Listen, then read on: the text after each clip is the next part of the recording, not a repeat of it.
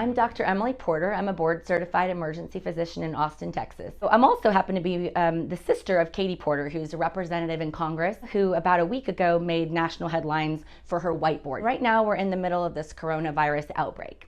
And everyone is really confused because they don't understand why are the bars closing? Why is everyone hoarding toilet paper? And what does social distancing mean? What does flatten the curve mean? I'm going to show you on my whiteboard why doctors, governors, and other people around the country are concerned about coronavirus and why every American should be, and really everyone around the world should be.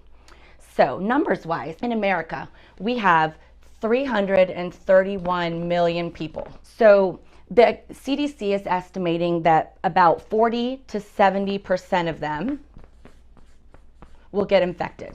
So to make the numbers easy, I'm going to say that it's 150 million people. That's about 45%.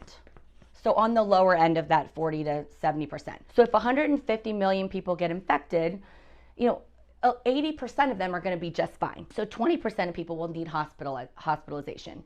Italy has a big problem right now, and they don't have enough hospital beds for people. Well, they have more hospital beds per capita in Italy than they have in America. So 80% fine, 20% need a hospitalization. 5 to 10% of the 150 million that get infected are going to need a ventilator, life support. What it does is it helps their lungs rest, it helps their heart rest, it gives their body time to heal because we don't have a cure for this virus, we don't have an antiviral drug that works, and we don't have a vaccine. Let's say 5% of the people need ventilators. 5% of 150 million people is 7.5 million vents needed in America. So I started thinking, well, how many do we have in America? Like, I'm in Texas, it's a big state, we've got a lot of big hospital systems. We probably have more than enough to take care of everybody. So I looked it up, and in Texas, we only have about 4,000. And so America-wide, we have about, they estimate between 72,000 and 120,000. We're going to say we have 150,000. So let's say we have 150,000 vents available in the country. 0.02% of people could get a ventilator if they needed one. 1 in 50 people who need a ventilator can get one. That means that 49 people out of 50 are going to die. That is scary. That should scare you. That scares me. That should scare everybody who can understand basic math, including my second grader, that 1 in 50 are bad odds. So what that also means is that the doctors have to choose who that 1 in 50 is. Can you imagine? Can you imagine if you had to say, oh, I'm sorry, you have had cancer before, so therefore you don't have a perfectly clean bill of health, so you're not worth saving. Can you imagine saying, oh, I'm sorry, you're 80 and I've got a 30-year-old that needs the ventilator?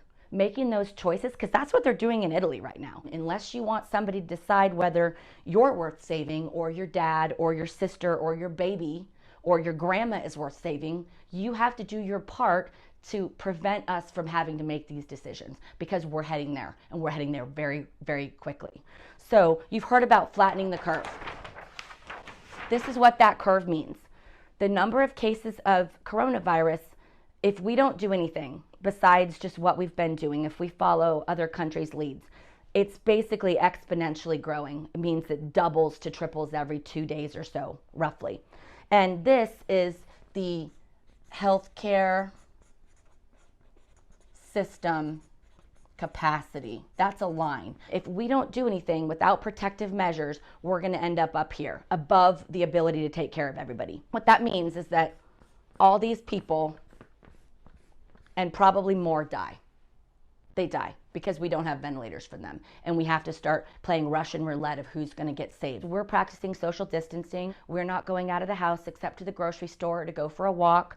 Those are the protective measures, as well as hand sanitizer, washing your hands, covering your cough, sneezing into your elbow. I get it. Like, it stinks. My spring break got canceled. My kids are devastated. I don't want to homeschool children. I work full time. I'm not saying it's ideal, but it's what has to be done, the experts are saying, to prevent this from happening. There's a million reasons to be angry and unhappy and just think that this whole thing sucks, because it does. But what really sucks is losing 47 million people. So I'm washing my hands, I'm doing my part, And I'm also just listening to what I'm being told by the experts, and I really hope that you can too. This is about everybody coming together for the common good, that we want a future for our children. And it's 2 weeks, man. It's like 2 to 4 weeks. And I hope that if you care about anybody other than yourself, including especially these 47 million Americans, that you will also do the same and just not complain about it and just do it, because it's what we got to do.